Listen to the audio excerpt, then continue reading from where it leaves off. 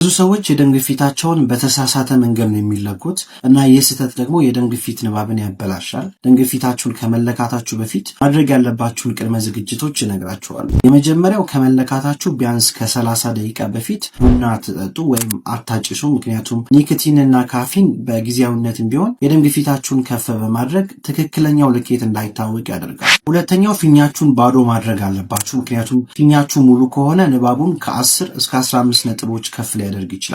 የመጨረሻው ምቾታችሁን ጠብቃችሁ መቀመጥ አለባችሁ። ጀርባችሁ መደገፍ፣ እግሮቻችሁ ወለል ላይ መርገጥ አለባቸው። እንዲሁም ክንዳችሁ ደግሞ በልባችሁ ትክክል ዘና ማድረግ አለባችሁ። እግሮቻችሁን ማጣመር፣ ማውራትና ውጥረትን ማስወገድ ደግሞ ሌላ ማድረግ ያለባችሁ ነገሮች ናቸው እና ኖርማሊ እንደምትተነፍሱት መተንፈስና ስትለኩ ደግሞ መንቀሳቀስ የለባችሁም። ብዙ ሰዎች እነዚህ ቀላል ዝግጅቶች በደም ግፊት ልኬት ላይ ትልቅ ልዩነት እንደሚያመጡ አያውቁም። እነዚህን ቅድመ ሁኔታዎች ግን ብታደርጉ የደም ግፊት ቁጥሮቻችሁ በትክክል መለካት ይችላሉ።